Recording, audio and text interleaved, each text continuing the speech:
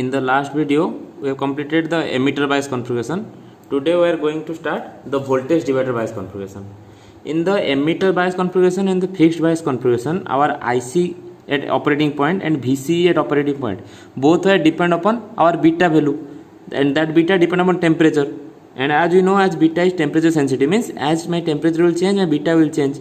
And also we don't have any fixed value of beta, means the beta value varies from 50, it can be 100, it can be 400. So it is not well defined beta value. That's why when operating for a transistor, since temperature changes, accordingly beta will change. As beta will change, my ICQ and VCQ will change. It means the characteristic of those transistor will not fixed.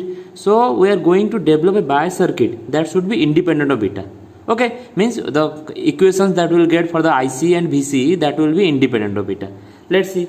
So the voltage divider bias configuration can be solved with two methods. One is exact method, second one is approximation method. So in exact method, this exact method can be applied to any of the BJT, means which can be applied to any of the voltage divider configuration. There is no certain condition in exact method. If this is the voltage divider bias configuration, you see there is a R1 R2 and across which the voltage will divide, and a collector resistor is there and a emitter resistor is there. Okay, so this circuit, it is a voltage divider bias configuration, and here both AC and DC, both, this is the AC supply is given, capacitor is there, AC is there, and DC voltage is also there. But we are willing to find the only for the DC analysis. Okay, so in the what is saying, the exact method can be applied to any voltage divider circuit. But in approximation method, there is certain condition. If that condition satisfied, then only we can apply our approximation method. Okay, so let's see. So in our DC analysis, what will be the DC component? The DC component means we will open circuit the capacitor and we will remove the AC input voltages. So you see, this circuit is similar to this one, only there is no capacitor and there is no AC component. Okay, and we also, as I told earlier, the VCC can be divided into two parts, means not divided, the VCC can be implemented both for this circuit, as it is looks like in parallel connection. So both circuit I can apply VCC. Okay, so first let's see what is exact method. So this is the Q point of this voltage divider biasing. This is the characteristic graph between output characteristic between IC, collector current, and VCE, and this is the Q point for a fixed IB.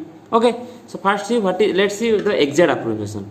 So exact approximation means we have there will be no condition, means whatever the circuit is given, accordingly we are going to solve this one. Now you see this input path or this side, we have to replace this circuit. It looks like a voltage source with two series resistance. Okay, so this looks like a Thevenin circuit. So we have to replace this Thevenin circuit with a Thevenin equivalent. Then only we can apply our input loop or output loop. Okay, now you see. So this VCC R1 R2, it looks like a VCC, that is a battery voltage, along with a resistor R1 is connected, along with a R2 is connected, and in between R1 and R2 a terminal is there which connect to the base. You see, in between R1 and R2 there is a terminal which connect with the base. So this is the same diagram. Now we have to replace this circuit into Thevenin equivalent. So what is the Thevenin equivalent? For whatever the circuit that is given, first we have to find the Thevenin equivalent resistance, and we have to find the open circuit voltage across the output. Then we will replace this whole circuit by a voltage source VOC along with a series resistance RTH. Okay, so this is the Thevenin equivalent. Whatever the circuit is given, we have to convert this circuit into Thevenin equivalent. For that, we have to replace the whole circuit by a RTH and VOC. What is the RTH? It is the Thevenin equivalent resistance. How it can be formed? The equivalent resistance can be found by short circuit the source. Okay, short circuit the source, it is the supply source. We have to make it short circuit. Then whatever the resistor that is given, one is R1 and second one is R2, we will write like that, and we will see from this end, from the load side. This is our load side. Okay, because we will replace the whole circuit. This is the terminal A. Let's take the terminal A. We will replace the whole circuit with this value, and this is my terminal A. It means I am seeing from this side only. From this is my load. This is my load. I am seeing from this side. Then what we will do? We will short circuit the voltage source, and whether a current source is there, we will make it open circuit.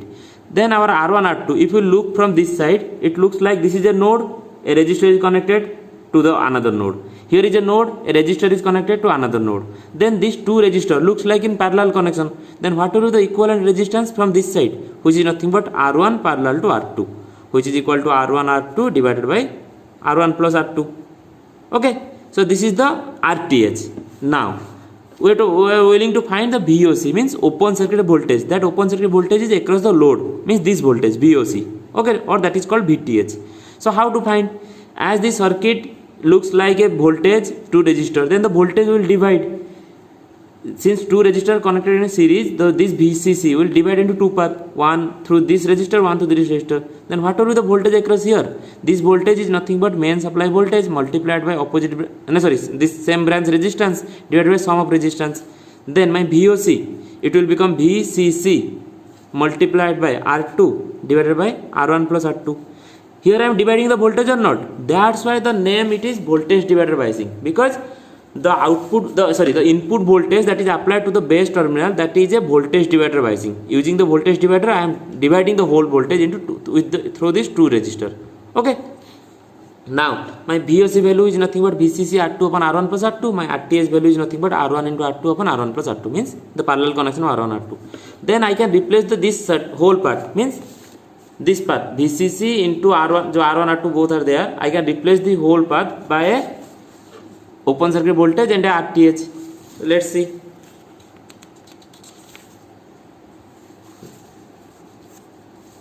You see, this is the terminal B, means the base terminal, and this is the same as base terminal. And with the base terminal, what I told, I have to like this. This is the A, means this is the base terminal. Okay, this is the base terminal. So with the base terminal, I have to connect it a RTH and VOC. You see, with the base terminal, a RTH is connected and a VOC, or that is ETH. E means that is represented by voltage, Thevenin voltage. It is Thevenin resistance. ETH, VTH, VOC all are same. That VOC is same as VTH, or that is equal to ETH. And this is the RTH. Okay, our ETH value is nothing but VCC R2 upon R1 plus R2, the same one that we found, VCC into R2 upon R1 plus R2.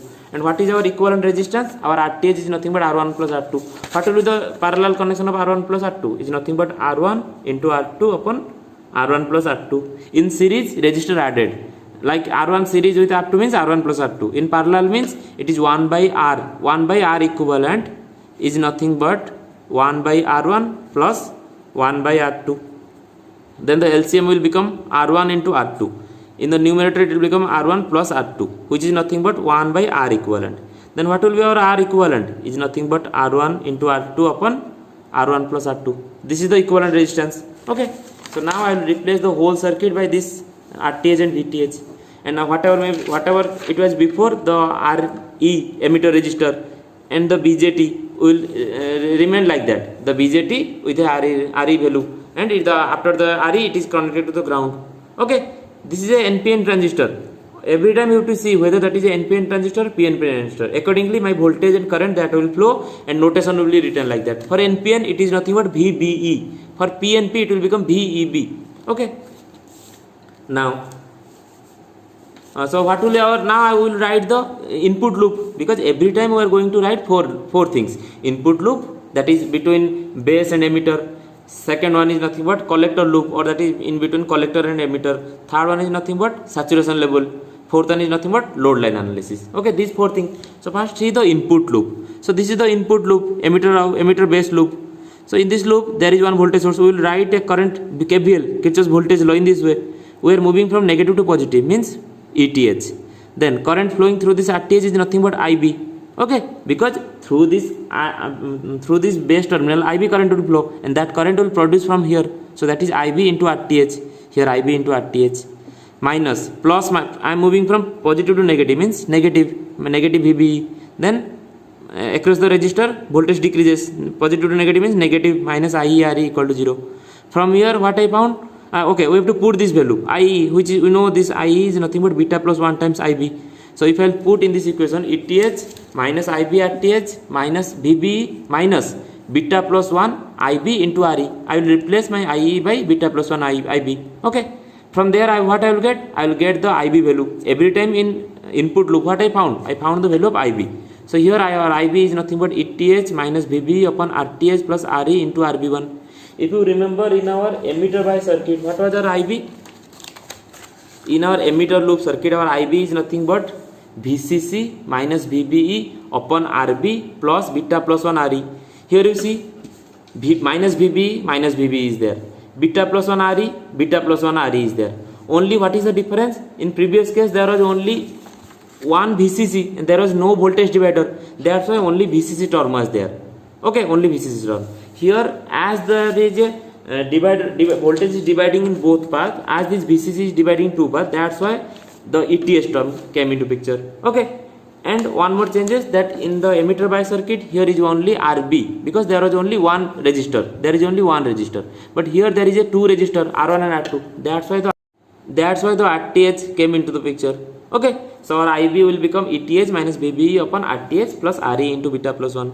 Then this is for the input loop, and for the output loop, what it will become? If I will write this output loop for my voltage divider biasing, this is for the output loop. Here is a VCC, here is the RC, here is RE, and there is a voltage difference which is nothing but VCE. Means for same as for the emitter bias configuration or for the fixed bias configuration. This output loop equation looks like the same. In fixed bias, RE term is not there, but in emitter bias, RE is there. If we see in our emitter bias circuit, what is the output loop? Is nothing but VCE, which is VCC minus IC into RC plus RE. Here also in voltage divider, our VCE, which is nothing but VCC minus IC into RC plus RE. So both are same because there is no change at the output side. Only there is a change in the input side. This is the exact method, and this in exact method we found the in IB and VCC. Now we'll see some approximation method. In that is the second part. So what is the approximate method? Here we have to make some assumption. What is that assumption? Okay, before going to that assumption, let's see. Now tell me, this is the connection, that is this is the VCC, this is the R1, this is the R2. Here is a BJT is there, and across which a resistor RE is there. Now you see, from my base to ground, what is the input resistance RI, which is nothing but same as RE. Between these two terminal, between this base and ground, what is the resistance that I can see, which is nothing but RI. Okay, now RI is the equivalent resistance between the base and ground for the transistor with an emitter resistor. This is nothing but RE. So this RI, which is nothing but the input resistance between base and ground, this RI value is much larger than R2. There is an assumption. Okay, what is that assumption? If our RI value will be much larger than R2, this R2, then what will happen? As this resistance will high, the current will be less. Means my IB value will be very less. I can approximate this IB equal to 0. Okay, when this resistance is high, this resistance is 2 ohm, this is 1000 ohm, means it is obstructing more current, means it is not allowing any current, means this current is approximate to 0. Then the current that I1 is flowing through this R1 will be the same current that will flow through this R2, because let's take 10 milliampere is coming through this and 0.0001 milliampere is going through this. Then what is the remaining one, which is nothing but 9.9999, like this much milliampere is flowing through this. It means my I1 and I2 both are approximate to same. That's why I written my I2 is nothing but almost equal to I1. And when this condition will occur, if my Ri will be larger than R2. Okay, so this approximation will occur, it means my IB current is 0. Okay, then what will happen? Then I can omit this circuit. There is no current through this path, means I can take this one out. So what will remain? VCC, R1, R2. Only there is a VCC and there is two resistors, series resistance. Then the VB, which is nothing but this voltage across this base. Base means base and ground. This is the VB, which is nothing but supply voltage into this branch resistor divided by sum of this resistance. So my VB will become VCC into R2 upon R1 plus R2. Is this clear or not? Let me tell you once. This was my VCC, this was my R1, this was my R2, and here is nothing but my base, and across the base there is a resistor Ri, and this Ri is nothing but my emitter resistor. And what is that emitter resistor value? Which is nothing but beta plus 1 Re. We have already seen this one. This emitter resistor can be replaced with nothing but beta plus 1 Re. How? Across the emitter resistor a current IE flows, and this IE is nothing but beta plus 1 IB. Okay, that's why our IE Re can be written as beta plus 1 RE into IB. Okay, that's why to omit this base current, my this input resistance looks like a beta plus 1 RE times. That's now if my RE value will be R input will be much larger than R2, means this resistance is high. It means the current through this resistor will be very less. So IB is approximate to 0. As my IB is approximate to 0, the current that is flowing through this branch will be the same current flowing through this R2. It means this is I1, this is I2. My I1 is approximately almost equal to I2. Okay. Then what will be the voltage between these two terminals, which is nothing but VB. You see, this is the base terminal and this is the ground. So the voltage between these two terminals is nothing but VB, and it looks like a voltage divider. So VCC into R2 upon R1 plus R2, that will be my VB. So my VB will become VCC into R2 upon R1 plus R2. Okay, the same thing that I wrote. My VB, that is base to ground, is nothing but VCC R2 upon R1 plus R2. And what is the condition or what is the approximation that we did? Our RI, okay, which is nothing but beta plus 1 RE. I discussed here how our RI input resistor is nothing but beta plus 1 times RE.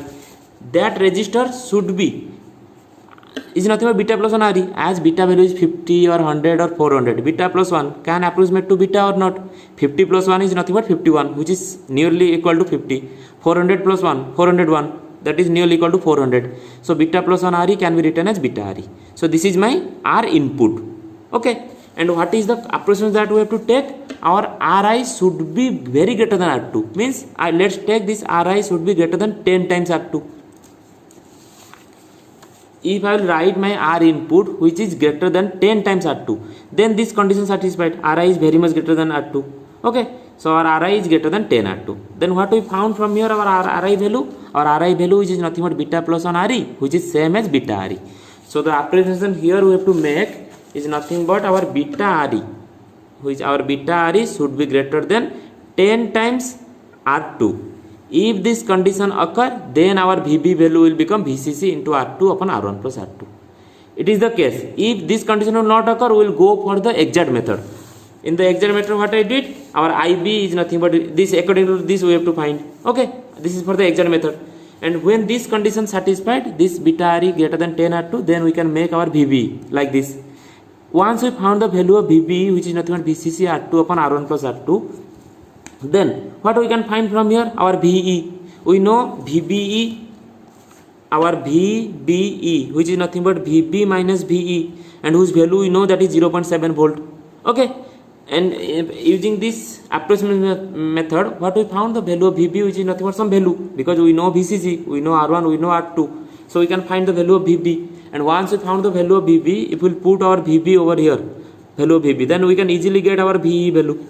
Okay, so once we found the value of VB, I will get VE, and once we found the value of VE, you see, so this is the collector current, this is the current, this is the emitter resistor, this is the current IE flows through it, and this is the VE, means emitter to ground voltage that I found from here, my VE. Okay, so once I will find the value of VE, then it will become easy for me to find the value of IE, because VE upon RE will give me IE, voltage upon resistor will give me current IE, then I will find IE. And once I will find IE, I can easily find my ICQ, because we know as the base current is very less, that is approximate to 0, I can approximate my ICQ, means collector current is same as IB, IE, emitter current. Okay, and then my VCE, that is the output from the output loop. Our VC is nothing but VCC minus IC into RC plus RE, and once I found the value of IC from here, I can easily put in this equation. It will become VCC minus RC into RC plus RE into IC. This is nothing but my VCE value. Okay, so if you will make the IC will common, in place of IE, if I will write IC, it will become VCEQ, which is nothing but VCC minus IC into RC plus RE. So this is my, at Q point, this is my VCE value. Okay, so what is the thing that we have to keep in our mind for our approximation method? If this condition occur, beta RE will greater than equal to 10 R2, then this circuit will be independent of beta. Independent of beta in terms of means there will be independent of IB. There is no IB, no need to find the value of IB. We found the value of VB. From VB we found the value of VE, and from VE we found IE. From IE we found IC. Okay, so this is the two method. Then we will see the saturation level and the load line equation. So saturation level. So what is remain saturation level? It is the maximum current, collector current, maximum output current. And what is the maximum output current from the graph? You will see, this is the graph. This is the graph, and what is the maximum current, which is nothing but IC, and that value is nothing but VCC upon RC plus RE. Every time what we found, the value saturation current is nothing but VCC upon RC plus RE. For emitter bias also, this is the same one, RC VCC upon RC plus RE. And what is the load line analysis? How to find this load line analysis?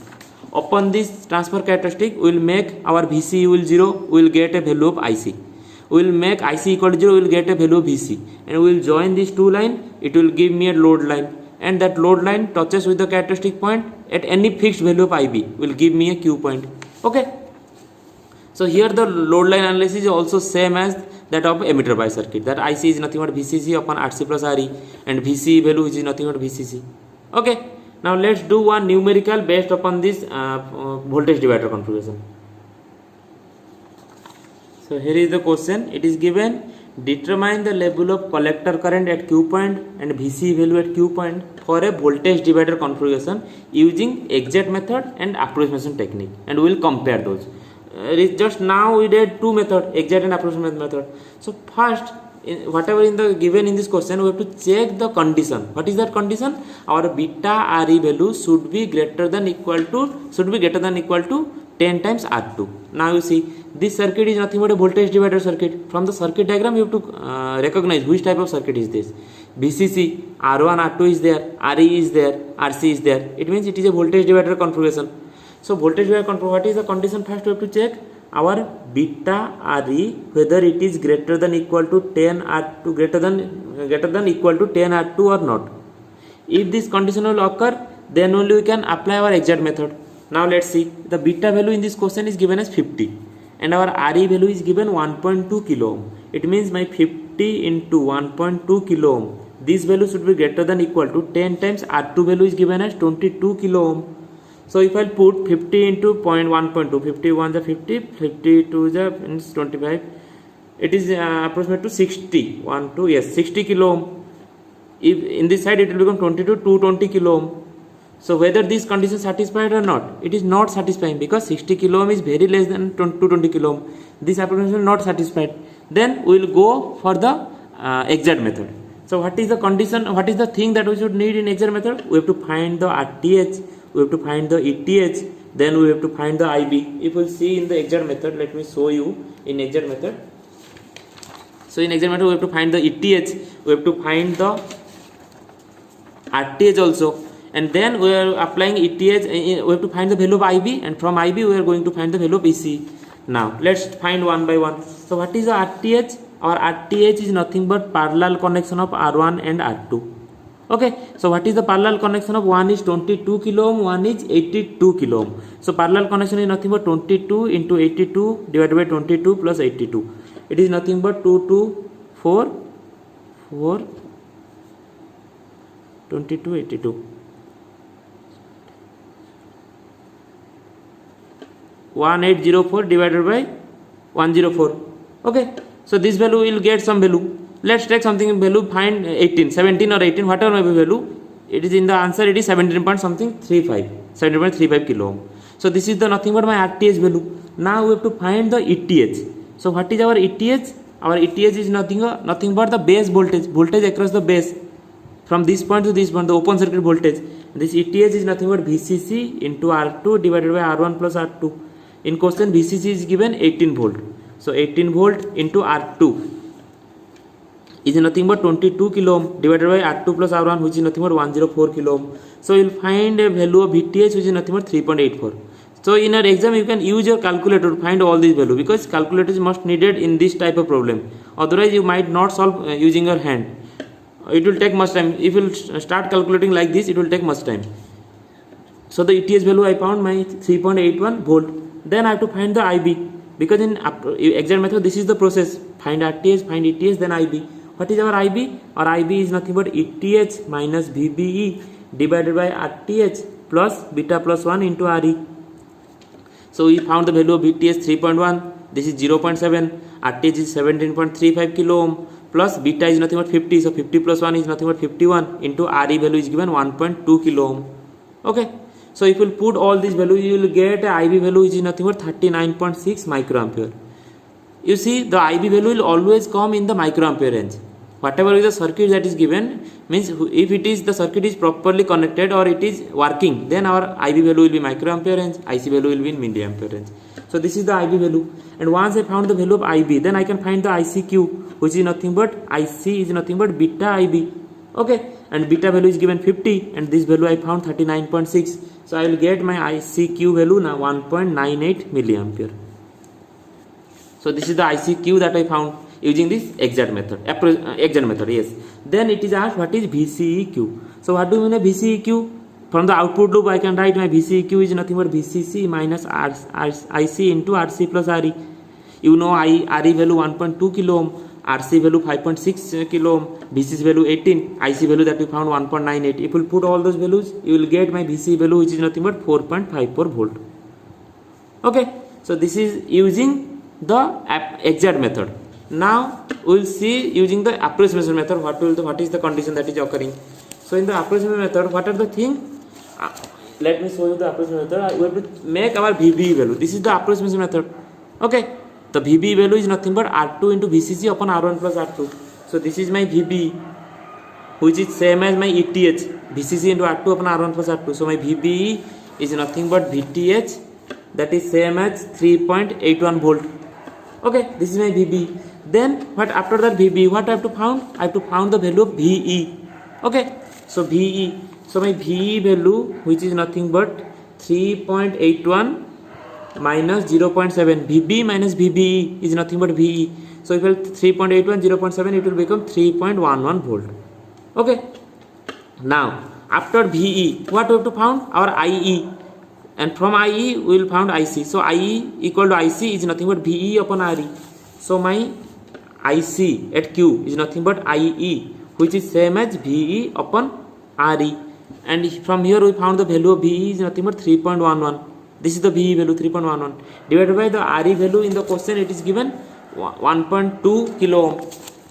So if you will put 1.2 kilo ohm, you will get our IE value is nothing but 2.59 milliampere. This is IC value. You see the IC range is always in milliampere range. Then our VCE is nothing but VCC minus IC whole into RC plus RE. Whether it is exact or approximation, VCE value will be found in this way only. Okay, but for that we need IC. But in approximation method, no need to find IC from IB. But in exact method, we are finding from first IB, then beta IB times IC. Here there is no dependency of beta. Okay, so you know the value of VCC is nothing but 18, IC is nothing but 2.59, RE you know, RC you know. If you put all those values, you will get my VCQ is nothing but 3.88 millivolt. Okay, now there is a comparison that you have to do. So this is the IB value and VCE value for exact method, and this is the IC value and VCE value for my approximation method. So there will be change. You see, this is 1.98, this is 2.59, this is 4.54, this is 3.88. There is a huge difference. Why? Because this condition does not satisfy. If this condition would be satisfied, then this IC will be approximate almost. If this is 1.98, this would be nearly 2.00. Okay, if this is 4.54, this would be nearly 4.51. There will be a small difference. But here, as this condition not satisfied, beta RE is not greater than equal to 10R2, then my two answers are not that much equal. Means there will be huge difference. So in the various type of question might be asked. It can be asked whether to find using exact method, or it can be asked find using approximate method. Check.